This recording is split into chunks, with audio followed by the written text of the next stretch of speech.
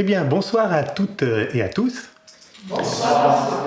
Michel et moi sommes très heureux de vous retrouver pour cette troisième étape du cycle, le temps du groupe. Merci d'être là, ensemble, fidèles à ce chemin que nous parcourons pas à pas, spire après spire, à la lumière de la conscience de groupe. Ce chemin, nous l'avons commencé avec la première conférence consacrée à l'alignement de groupe. Nous avons découvert que le temps n'est pas une ligne droite, ni une roue qui tourne sur elle-même, mais une spirale vivante, symbole de l'évolution de conscience, rythmée par les 4 temps d'un cycle, l'alignement, le contact, la distribution et l'intégration. Nous avons appris à nous aligner intérieurement, à unir nos 3 corps, physique, émotionnel et mental, pour qu'ils vibrent à l'unisson d'un même centre, celui du groupe des chercheurs de vérité, ou nouveau groupe des serviteurs du monde. C'est une étape indispensable pour contacter en tant que groupe, pour contacter les énergies subtiles et impersonnelles de l'être, et pour développer aussi une véritable conscience d'ensemble, qui inclut toute forme de vie sur la planète. Puis, lors de la deuxième conférence, nous avons approfondi le contact de groupe. Nous avons vu que ce contact n'est pas une simple technique, mais un toucher intérieur, une contemplation silencieuse, qui trouve son apogée lors des 3 grandes fêtes spirituelles du printemps. C'est un temps d'intuition et d'abstraction profonde, où le cœur et le mental du groupe cherchent à se fondre à la source même de l'amour et de la vie. Nous avons mis en évidence que ce contact, avec les sphères subtiles et sans forme de l'être, s'opère avant tout par un vécu, le vécu d'amour-unité. Car nous avons vu que ce n'est pas en cherchant à s'élever que l'on aime, mais c'est en aimant que l'on s'élève. Enfin, nous avons souligné la différence entre les anciennes méthodes centrées sur le contact individuel et les temps nouveaux qui nous invitent à un contact en tant que groupe pour toucher des énergies plus impersonnelles, plus adaptées aux défis actuels du monde. D'où l'importance de l'alignement. Nous ne partons plus jamais seuls en méditation. Nous prenons le temps de se reconnaître, de se relier et de s'unir dans une concentration et une contemplation commune. Et nous voici maintenant arrivés à la 3e étape de ce chemin intérieur, la distribution de groupe. Pour entrer dans la beauté de cette distribution, nous allons aborder ce thème sous un angle quelque peu nouveau, en nous appuyant sur une des grandes lois de la vie, la loi de l'offre et de la demande. Car contrairement à ce qu'on pourrait croire au premier abord, cette loi ne se limite pas aux petites règles financières des marchés. Ce n'est pas la course au plus offrant telle que l'humain la comprend et l'utilise généralement. Non, à l'origine, cette grande loi régit et harmonise les relations entre l'esprit et la matière, entre l'âme et les formes, dans tous les règnes de la nature. Mais quel est le rapport entre cette loi et le temps de distribution qui nous intéresse plus particulièrement ce soir? L'étymologie nous éclaire un peu. Distribuere vient de dis, diviser, et tribuere, attribuer. Distribuer, c'est donc répartir un bien, partager du un vers la multitude. Ce qui était un se diffracte pour pouvoir être mieux réparti. Et c'est précisément là qu'intervient l'offre et la demande. Quand on parle d'offre, la similitude est évidente avec la distribution. Offrir veut dire présenter à l'extérieur. C'est un mouvement centrifuge, c'est l'action de donner, comme offrir un cadeau. Dans notre cadre, c'est ce que nous cherchons à faire lorsque nous distribuons. Nous partageons, nous donnons, nous offrons au monde extérieur ce que nous avons contacté à l'intérieur. Car après le temps de l'alignement, Puis le temps du contact, donc vient le temps de partager, de transmettre et de rayonner, d'offrir à l'extérieur ce que nous avons contacté à l'intérieur. C'est le temps de la redistribution au monde, de ce qui nous a été donné, de ce que nous avons contacté et de ce que nous sommes un peu plus devenus.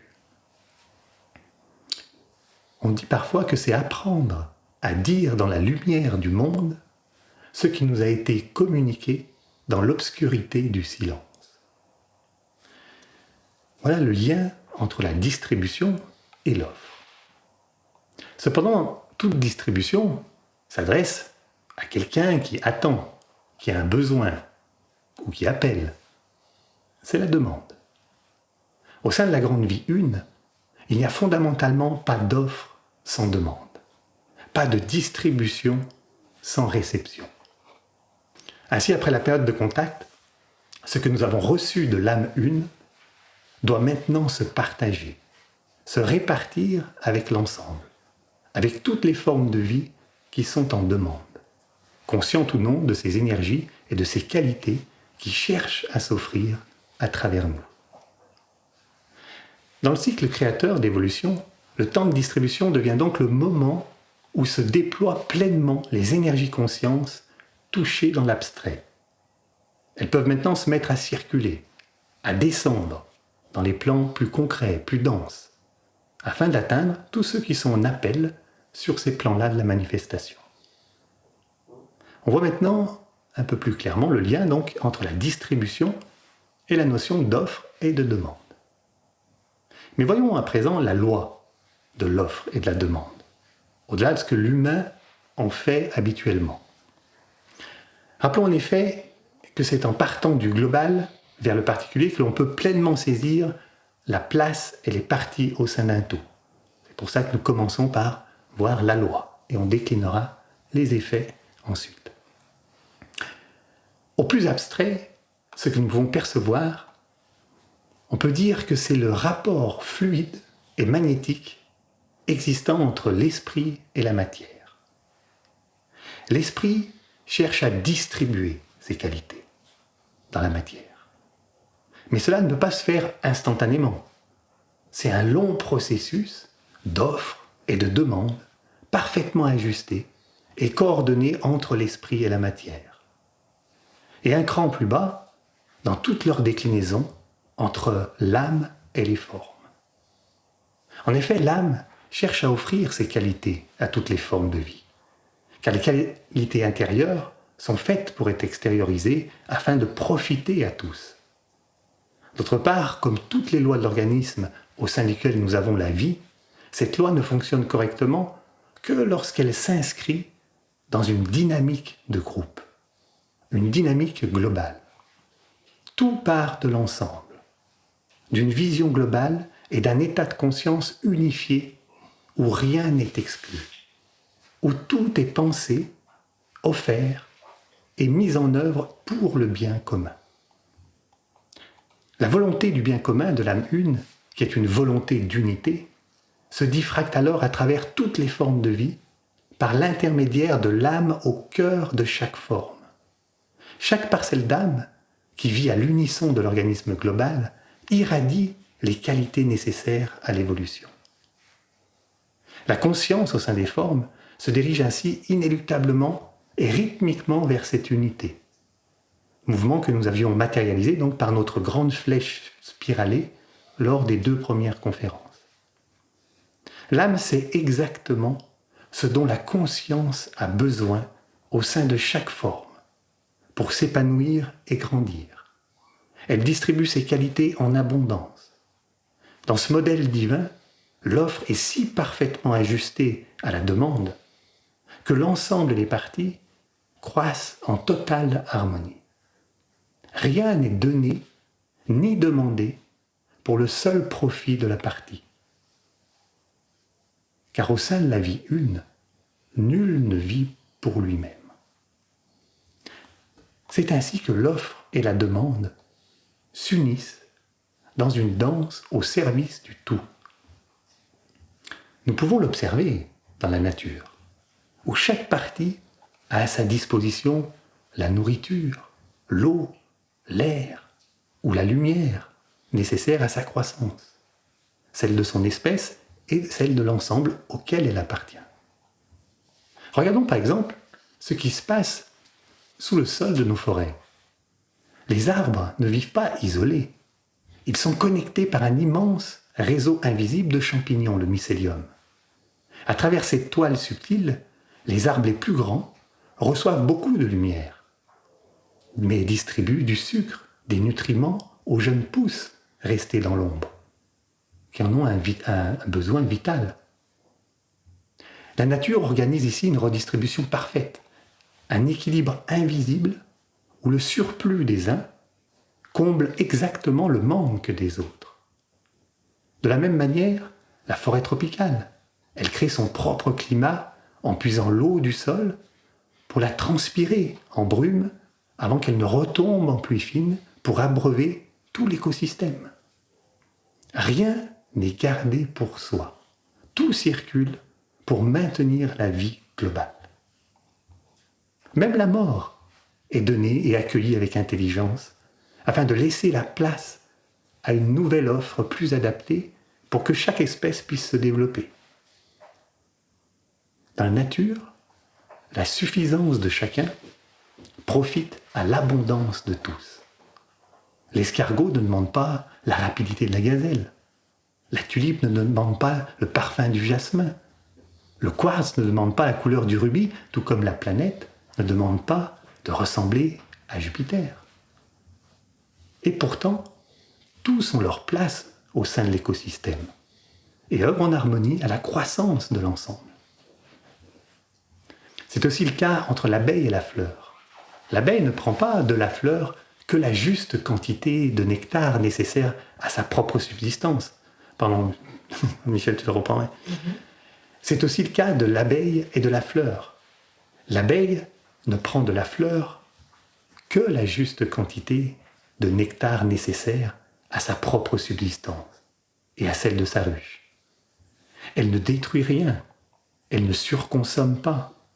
Et pourtant, en se contentant de cette juste part, elle transporte le pollen de fleur en fleur, permettant la reproduction de la flore dans sa totalité, la naissance des fruits et la survie de tout le monde animal. Parce que l'abeille et la fleur respectent la juste mesure de l'offre et de la demande, c'est la terre entière qui se développe, verdit et s'épanouit. Un petit dernier exemple quand même. Pensons également à notre propre corps, le corps humain. C'est un chef-d'œuvre aussi de distribution au service de cette loi. Prenons le cœur ou les poumons. Ils ne gardent pas l'oxygène et le sang pour eux-mêmes. Le cœur propulse le sang jusqu'à la plus petite cellule de nos pieds. Et chaque cellule ne prend que la juste quantité de nutriments dont elle a besoin pour fonctionner, sans jamais surconsommer. C'est parce que chaque organe se contente de sa juste part, tout en distribuant ses forces aux autres, que notre corps tout entier peut se développer. Dans tous les règnes subhumains, atomique, minéral, végétal et animal, cette relation est automatique, inconsciente et instinctive, car la conscience de soi donc n'a pas été encore développée. À l'inverse, dans les règnes supra-humains, ce même processus est pleinement à l'œuvre, et pleinement conscient surtout. Les enseignements d'Alice Bailey nous en donnent une illustration lumineuse à travers la structure même des ashrams, ou groupes d'âmes qui œuvrent sur les plans intérieurs. Ils s'organisent en 7 ashrams majeurs, 7 centres d'énergie focalisés, où chacun vibre sur l'un des 7 rayons de la création, ou 7 qualités majeures. Chaque groupe d'âmes exprime une note unique et complémentaire. Le premier distribue la volonté et la puissance, le second l'amour et la sagesse, le troisième groupe l'intelligence active, et ainsi de suite jusqu'au 7e.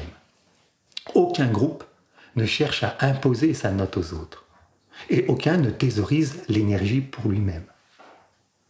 Tout demeure dans la parfaite suffisance de leur propre vibration, c'est précisément parce que chaque ashram reste ancré dans sa juste part, dans sa qualité spécifique, qu'ils peuvent s'unir en une seule et même grande onde de distribution. Ils reçoivent la volonté de Shambhala, l'offre divine, et la diffractent en 7 courants d'énergie parfaitement ajustés pour répondre à l'appel et aux besoins de l'humanité. C'est la demande. Ainsi, ceux qui ont dépassé la conscience individuelle et atteint la conscience de groupe sont si identifiés au tout qu'ils ne demandent que ce que l'âme est en mesure d'offrir et offrent à leur tour ce qu'ils ont la responsabilité de distribuer. Ainsi, chez ceux qui ont dépassé la conscience individuelle pour atteindre la conscience de groupe, l'offre et la demande s'unissent dans une totale harmonie où la diversité des 7 rayons œuvre exclusivement à l'évolution du tout. Ils ne demandent rien de plus que ce qu'ils peuvent offrir au monde. Mais comment s'opère la dynamique invisible de cette relation entre l'offre et la demande? Le premier mouvement, c'est l'offre de l'esprit ou de l'âme qui agit comme un aimant sur la forme.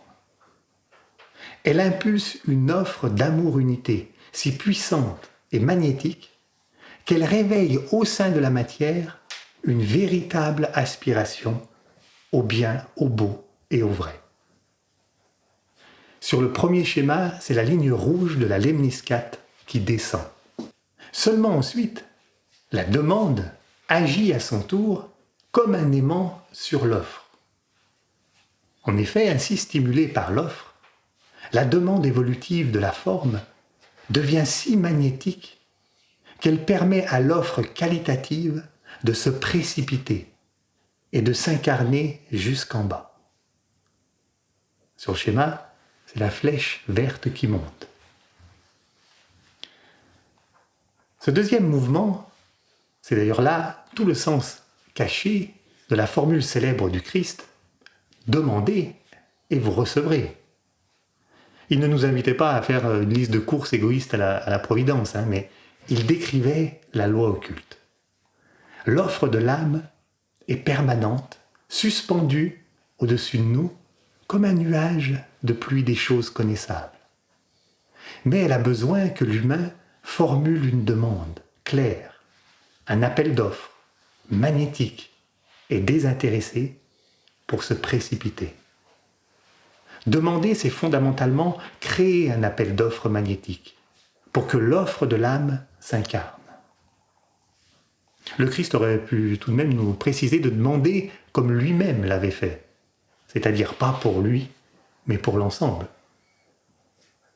Mais je ne suis pas sûr que ça aurait changé grand-chose, parce que quand on voit le succès tout relatif de son autre tentative, aimez-vous les uns les autres comme je vous ai aimé, ça n'a pas vraiment marché. Disons que nous avons une petite tendance à ne prendre que ce qui nous arrange, encore une fois. Quoi qu'il en soit, lorsque ces 2 pôles de l'offre et de la demande sont parfaitement unifiés, comme c'est le cas à partir d'un certain niveau de conscience, la libre circulation s'installe. L'évolution s'accélère et toutes les relations s'harmonisent. C'est la loi de l'union polaire. Mais force est de constater que ce modèle divin n'existe pas encore au sein du règne humain. De par son passage momentané et indispensable à la conscience individuelle, l'humain ne respecte pas cette grande loi divine. On peut dire qu'il est hors la loi de groupe. Il joue solo, et par conséquent, il déforme et dénature cette loi, cette grande et belle loi de l'offre et de la demande. Lorsque le sens du bien commun et de la conscience de groupe s'efface au profit de l'intérêt personnel, comme c'est le cas dans la conscience individuelle, cette juste relation bascule dans le cadre mercantile et égoïste de nos sociétés. Et nous oscillons sans cesse entre une offre et une demande inadaptées l'une envers l'autre. D'un côté, nous insistons à une offre déconnectée des besoins réels, dictée uniquement par la recherche du profit personnel. Par exemple, ce sont les promoteurs qui construisent du luxe, face à la crise du logement, les médecins qui délaissent les campagnes pour les métropoles et les cliniques privées, plus lucratives, face à la demande et au manque criant de soins des campagnes. Ou encore la privatisation des sources d'eau potable ou des semences agricoles par les grandes multinationales, qui commercialisent cette ressource vitale à prix d'or, pendant que des régions entières font face à des sécheresses historiques et des pénuries alimentaires dramatiques. Les derniers rapports du G20 confirment d'ailleurs que nous sommes entrés dans l'ère de la pénurie artificielle, alors que notre monde n'a jamais été aussi riche. La moitié des richesses créées ces 2 dernières décennies a été accaparée par seulement 1% de la population. Ces inégalités abyssales et la destruction de notre planète, ce n'est pas le fruit non plus du hasard. Elles sont la conséquence prévisible aussi de choix politiques et économiques qui sont à bout de souffle et qui s'obstinent pourtant à privilégier les intérêts d'une minorité au détriment de l'ensemble. Ces réalités ne sont que quelques exemples du décalage profond entre l'offre humaine et les nécessités réelles du monde. Mais ne nous trompons pas de cible. Ces désastres mondiaux ne sont que la projection géante de nos propres fonctionnements psychologiques. À notre échelle, dans nos relations quotidiennes, nous faisons exactement la même chose. En effet, en conscience individuelle, nos semblants d'offres sont avant tout des demandes déguisées. Quand nous offrons de l'attention ou un service à un proche, tout en attendant secrètement sa reconnaissance ou un futur retour, ou quand nous imposons notre aide à quelqu'un qui n'a rien demandé pour satisfaire un besoin de valorisation, nous ne faisons pas une réelle offre. Nous nous servons de l'autre sous prétexte de générosité. Ce commerce affectif, avec ses petites règles personnelles, est bien plus courant que nous le pensons et se cache de multiples offres soi-disant désintéressées. Dans cette foire aux faux-semblants, nous fonctionnons comme de véritables agents de change. En quête de reconnaissance, nous lançons des appels d'offres affectifs et nous nous vendons aux plus offrants. Et si nous n'avons pas un retour sur investissement rapide, nous cherchons ailleurs un meilleur marché. C'est seulement quand nous aurons appris à offrir de manière vraiment impersonnelle, c'est-à-dire sans attendre un quelconque retour sur investissement, qu'il soit matériel, affectif ou mental, que nous cesserons de masquer nos demandes personnelles sous de fausses intentions d'offrir. C'est précisément cela qui ne tourne pas rond dans l'humanité. Au lieu de véritablement offrir, nous ne faisons en fait que demander. Nous demandons de la richesse, de la considération, de la réussite, des connaissances, de la tranquillité. Prenons un exemple concret et très proche de nous en tant qu'aspirants. Souvent, j'offre ma présence à un travail de groupe ou à la méditation. Mais bien souvent, j'attends que cela m'apporte quelque chose personnellement. Sinon, je m'en vais, j'arrête. Il n'y a pas de retour. C'est pas rentable. Nous oublions de nous poser alors la véritable question, celle de l'âme. Qu'est-ce que cela apporte au monde de participer à ce groupe ou de méditer? Nous y trouverions certainement la réponse à ces questions essentielles. Quoi offrir et à qui offrir? Que demander et pour qui le demander? Mais la distorsion de la grande loi va encore plus loin. Elle inverse complètement le sens de la grande circulation spirituelle. Car dans le modèle divin, comme on l'a vu, c'est l'offre de l'âme qui descend et suscite en nous une juste demande de bien, de beau et de vrai. Mais en conscience individuelle, nous faisons exactement l'inverse. Nous érigeons la demande, nos désirs personnels en roi, et nous exigeons que la vie se plie à nos caprices. Le temple moderne de cette inversion est la grande distribution, chantre de l'hyperconsommation et miroir déformé de la vraie distribution spirituelle. Ici, l'humanité a travesti la loi de groupe, de l'offre et de la demande. Ce n'est plus l'offre de l'âme qui suscite la juste demande, mais le caprice du consommateur qui exige et commande l'offre. Et ensuite, on s'étonne que le système nous abreuve d'offres exceptionnelles, d'offres promotionnelles ou d'offres à ne pas manquer, qui ne font qu'entretenir nos besoins factices en jouant sur notre peur du manque. On va même jusqu'à se commercialiser des offres de prévoyance ou des offres d'assurance qui spéculent directement sur nos angoisses de l'avenir pour nous vendre des illusions de sécurité. En répondant sans discernement à ces stimulations permanentes, nous érigeons nos moindres désirs en besoins vitaux. Et l'industrie s'engouffre dans la brèche.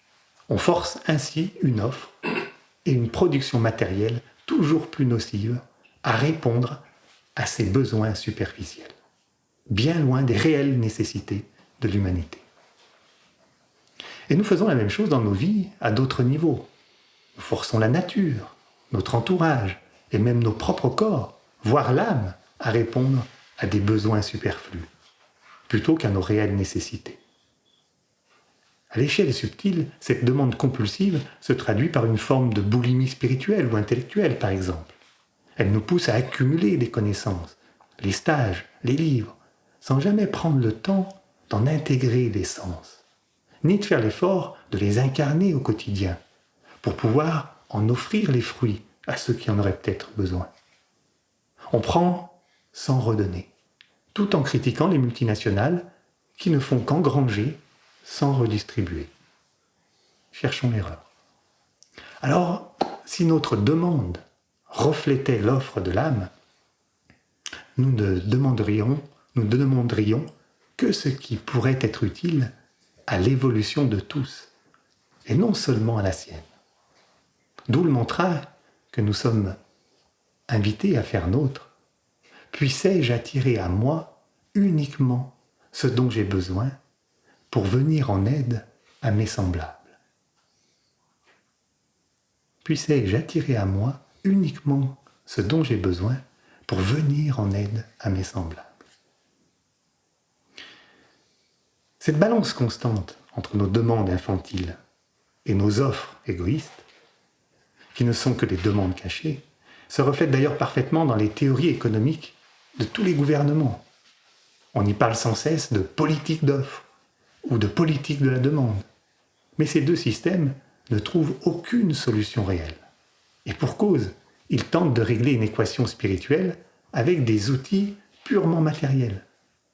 Tant que la circulation ne se fera pas de haut en bas, de l'âme vers la forme, de la véritable offre de qualité vers la véritable demande de qualité, l'économie mondiale restera une machine à créer des relations injustes, des inégalités, du gaspillage d'un côté et de la pénurie de l'autre. En nous coupant ainsi de l'offre d'amour-unité, nous oscillons d'un extrême à l'autre, dans un état de crise permanente, oubliant que la véritable harmonie ne naîtra que d'un changement radical de conscience. C'est la conscience d'ensemble qui nous ouvrira les yeux et le cœur, seule capable de trouver la juste relation entre l'offre et la demande. C'est ainsi que l'humain retrouvera le chemin de son âme et se reconnectera aux lois de la vie pour pouvoir enfin jouer son rôle sur Terre. Et bien justement, voyons maintenant de plus près ce qu'est et ce qu'implique ce rôle dans la distribution ou l'offre de groupe, telle que nous sommes invités à la mettre en œuvre en tant que serviteurs des justes relations sur Terre. Autrement dit, qu'est-ce qu'une distribution de groupe inspirée du modèle de la grande loi de l'offre et de la demande? Car notre travail est de faire en miniature ce que l'âme du monde fait à son échelle. En tant que groupe de serviteurs, rappelons que nous nous situons précisément à l'intersection de cette offre de l'âme et de cette demande de l'humanité. Établi sur le plan mental, ce grand intermédiaire divin, nous avons le pouvoir de réunir ces deux pôles en nous-mêmes. Grâce au mental supérieur, nous pouvons écouter et capter l'offre abstraite de l'âme une. Et par le mental inférieur, nous pouvons traduire cette vibration en forme pensée intelligible, adaptée au prochain pas de conscience de l'humanité. Notre travail est de rendre cette offre mentale si magnétique qu'elle éveillera dans le cœur du monde une véritable aspiration et un réveil de la bonne volonté mondiale. C'est le mécanisme du troisième schéma qui s'affiche sous vos yeux. Ici, nos pensées de groupe servent de relais de l'âme. C'est l'offre. Et les aspirations humaines, c'est la forme qui appelle. C'est la demande. Par l'union de ces deux forces, ce qui est clairement pensé en haut et puissamment désiré en bas peut alors réellement se précipiter et s'incarner. En devenant ces relais mentaux, nous offrons au monde la plus utile des offrandes, les semences de la conscience de groupe, source d'une aspiration renouvelée et de justes relations. Ce sont ces nouveaux récits, pensés à l'échelle du tout, qui ont le pouvoir de réveiller la véritable demande de bien, de beau et de vrai de l'humanité. Momentanément ensevelie sous la vague de nos désirs égoïstes, mais qui demande qu'à être réveillée par une pensée illuminée par l'intelligence, l'amour et la volonté. Signalons que ce travail de traduction mentale est un tournant majeur dans l'histoire de la conscience. Car si l'ère des poissons et du rayon 6 a vu naître de grands mystiques, hypersensibles à l'amour, mais indifférents au mental, dont l'unique but était de se détacher du monde, l'ère du Verseau et du rayon 7 appelle désormais à l'émergence de collectifs de penseurs, des serviteurs à la pensée à la fois illuminée et structurée par l'amour ou conscience d'ensemble. Car c'est cette qualité de mental qui devient la force indispensable pour bâtir l'avenir. La distribution mentale de groupe nous appelle donc à devenir les relais conscients et mentaux de l'offre qualitative de l'âme, afin de projeter dans le monde des formes pensées renouvelées, capables de contrebalancer les anciens schémas qui saturent encore notre société. Mais ce processus ne se fait pas sans heurts. Réalisons qu'actuellement, le plan mental de l'humanité est un véritable champ de bataille, où s'affrontent des récits involutifs et évolutifs. Les conflits du monde actuel, à l'image de la guerre entre la Russie et l'Ukraine, ne sont que l'expression visible et tragique de ce choc invisible.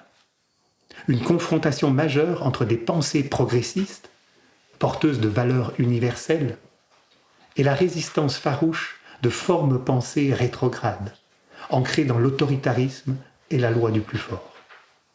Ce conflit se voit aussi dans de nombreux autres domaines de la société, où la bataille des récits fait aussi rage. Ces guerres resteront inéluctables tant que l'humanité n'aura pas acquis la sagesse d'accueillir le flux de la grande distribution qui pousse tout en avant et vers le haut, et tant qu'elle nourrira des demandes inconscientes de retour en arrière vers la conscience individuelle et séparative.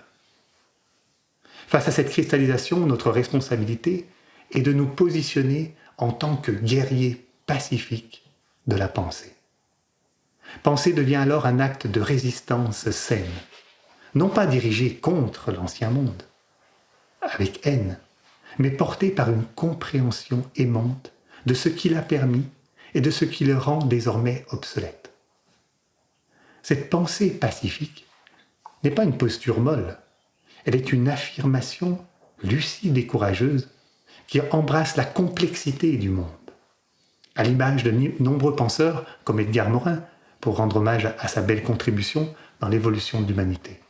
Humble penseur qui vient de passer de l'autre côté du voile et continue sans doute à inspirer le mental de groupe sur des niveaux plus abstraits de la conscience, comme de nombreux autres penseurs.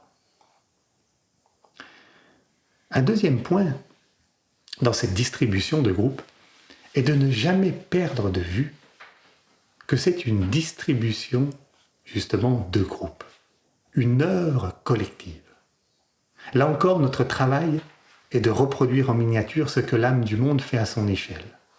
En effet, comme on l'a vu, mais au sein de la vie une, toutes les consciences concourent à l'unité. De l'âme du soleil au maître de sagesse, en passant par les grands êtres planétaires, Et il s'agit d'une immense coopération qui se déroule sous la loi de l'offre et de la demande. Et bien sur notre planète, c'est exactement la même chose. Il existe un véritable travail de relais entre les différents serviteurs du monde.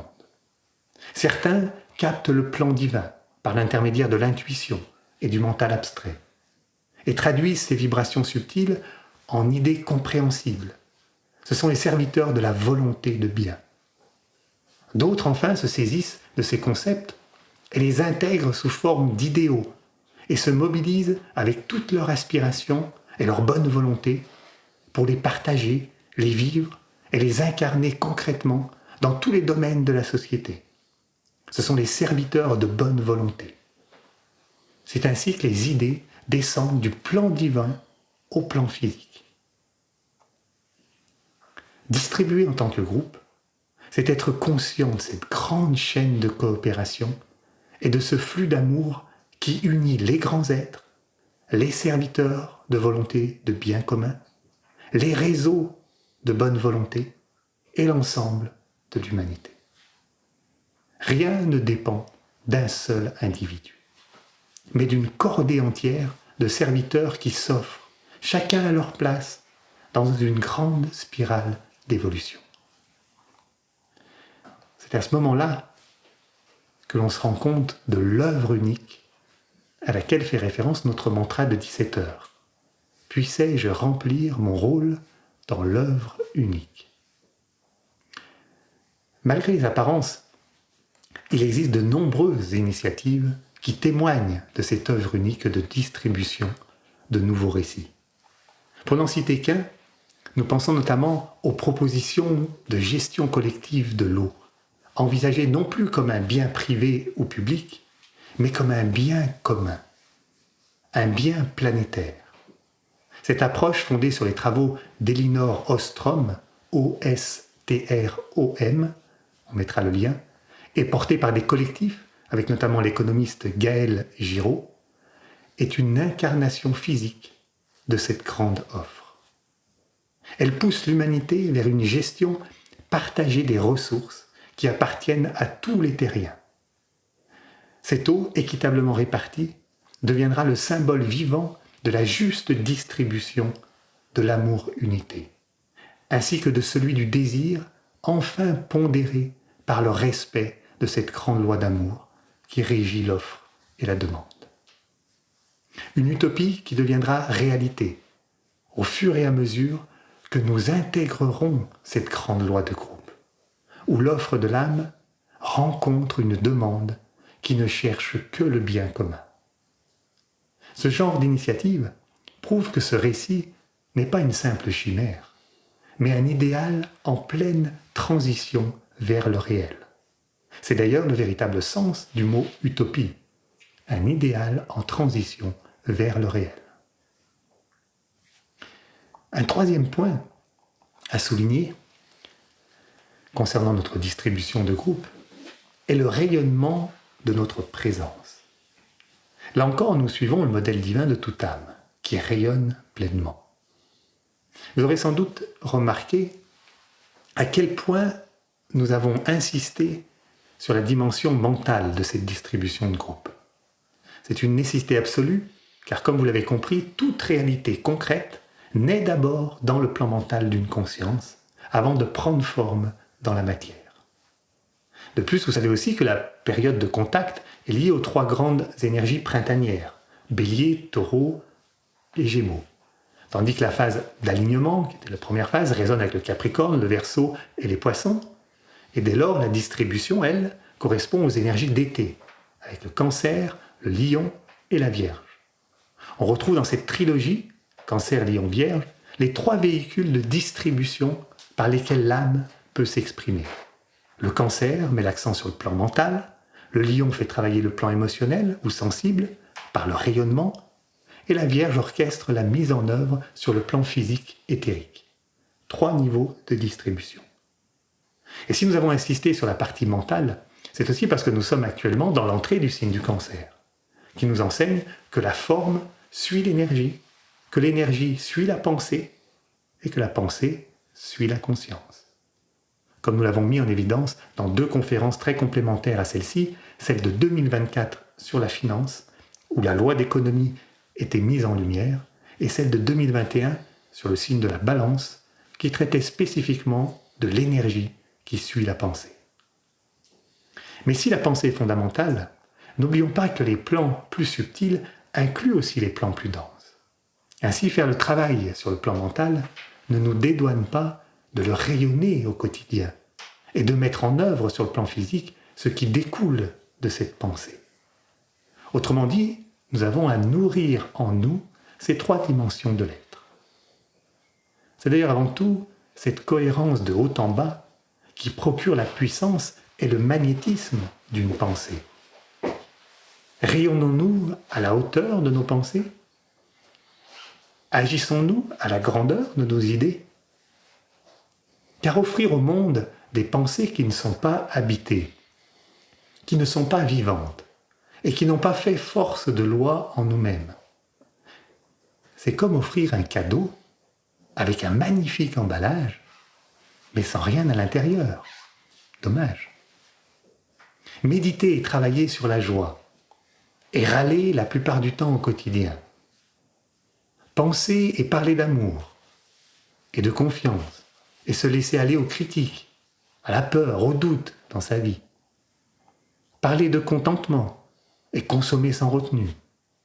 Une telle dissonance limite le rayonnement et l'impact d'une pensée. Offrir une pensée au monde, c'est avant tout offrir une présence qui habite cette pensée. Offrir une pensée, c'est s'offrir avec la pensée. C'est la vie. Car fondamentalement, nous rayonnons ce que nous sommes. Nous rayonnons la lumière qui nous anime. C'est cela qui touche, qui impacte réellement. Nous ne pouvons pas rayonner ce que nous ne sommes pas. Ou plutôt, devrions-nous dire, nous rayonnons ce que nous sommes conscients d'être. Car si fondamentalement nous sommes tous âmes, son rayonnement n'est effectif qu'à partir du moment où nous sommes pleinement conscients et vivants au sein de cette conscience particulière, qui est une conscience de groupe, une conscience d'ensemble toujours plus inclusive. Et c'est précisément à partir de cette conscience de groupe que peut s'ouvrir une nouvelle manière de penser et de rayonner le monde. Non plus depuis l'individu séparé, mais depuis la conscience collective. En effet, penser le monde et le rayonner depuis l'âme n'est pas forcément d'inventer de nouveaux mots, mais c'est oser les habiter nouvellement, à partir d'un état de conscience plus inclusif et décentré. C'est ainsi que tous les chercheurs de vérité s'attellent à repenser et vivre nouvellement des thèmes comme la liberté, la fraternité, l'amour, la beauté, la paix, la sagesse, la relation, et tant d'autres comme l'offre et la demande, en leur insufflant une conscience et une vie beaucoup plus subtiles et inclusives. Par exemple, ce que nous faisons ensemble ce soir, relié avec tous ceux qui écouteront plus tard ce travail, et tous ceux qui, de par le monde, travaillent et se font travailler par ce thème, participent à l'élaboration et à l'incarnation d'une nouvelle forme pensée de l'offre et de la demande, de cette grande loi de distribution de groupe. Pourtant, il est beaucoup plus facile d'être en pleine présence et de rayonner en pleine cohérence des pensées anciennes que nous avons déjà travaillées et intégrées individuellement et collectivement pendant des vies et des générations, et qui concernent, par exemple, tout ce qui a trait à la conscience individuelle, le profit, la compétition, l'ambition, l'affectif, le plaisir, l'épargne. C'est d'ailleurs pour cela que ces pensées et les récits qui en découlent ont un rayonnement et un impact considérable dans nos sociétés. Les gens qui en parlent n'ont pas de mal à les vivre pleinement. Et ne parlons pas des pensées plus négatives, comme la peur, la jalousie, le doute, la haine, la vengeance, et tant d'autres. Là encore, c'est très facile d'être cohérent avec ses pensées, de les habiter et les rayonner pleinement, sans toujours être bien conscient que les pensées sont des forces agissantes qui alimentent le nuage collectif des pensées du monde et chargent ainsi le nuage des pensées involutives ou évolutives, en attente de se précipiter.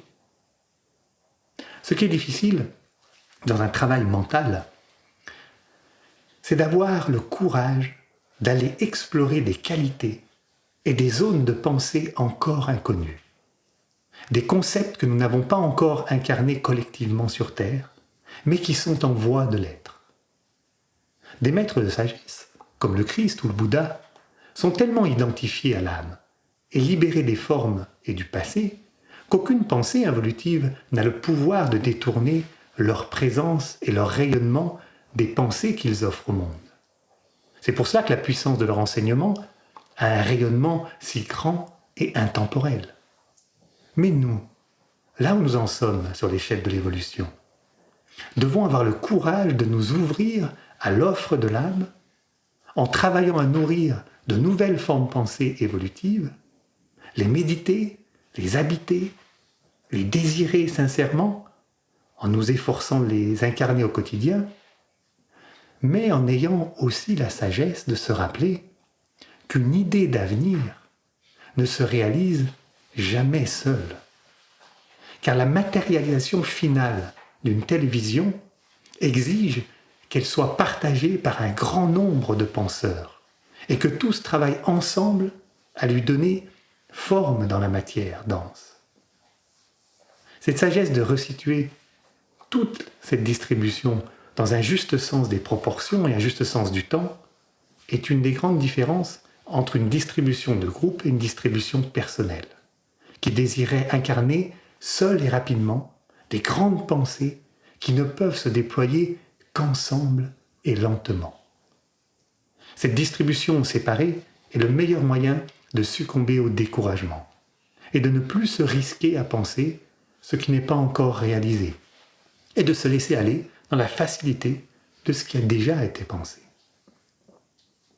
Alors que lorsque nous reprenons conscience de faire partie d'une œuvre collective, là où chaque individualité s'inscrit consciemment dans l'œuvre unique en cours, une parmi les autres, alors nous développons naturellement le pouvoir d'offrir sans attendre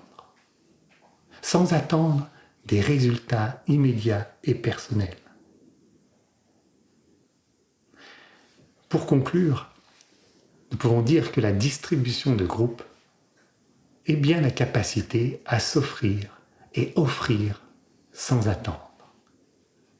Car offrir sans attendre, c'est oublier ces petites demandes intéressées, en s'offrant aux richesses des qualités, pour leur permettre de s'offrir à travers nous et d'enrichir le monde. C'est ce qui est suggéré dans le mantra aussi du nouveau groupe des serviteurs lorsqu'il est fait référence à l'oubli de soi. Offrir sans attendre, c'est servir la vie sans se servir de la vie. C'est servir les autres sans se servir des autres. Offrir sans attendre, c'est aimer, mais sans attendre d'être aimé. C'est inclure, tout en étant parfois exclu. Offrir sans attendre, c'est savoir se contenter de ce qui est, tout en accompagnant avec confiance ce qui doit être. Offrir sans attendre, c'est expérimenter la joie du don pour ce qu'il apporte à l'autre et au monde, et non pour la satisfaction qu'il nous procure. Offrir sans attendre, c'est penser l'avenir en intégrant le facteur temps, qui n'est que la résistance momentanée de la demande à l'offre de l'âme. Et enfin, offrir sans attendre, c'est s'offrir à tout ce travail avec nos imperfections, sans attendre de tout connaître pour commencer à servir. Car comme le disent les écrits de sagesse, le serviteur ne sert pas parce qu'il connaît, mais il connaît parce qu'il sert, parce qu'il s'offre. Puissions-nous remplir notre rôle dans l'œuvre unique par l'oubli de nous-mêmes. C'est ce récit d'une humanité qui s'offre sans attendre, qu'il nous est offert et demandé de penser, d'habiter et de partager au monde.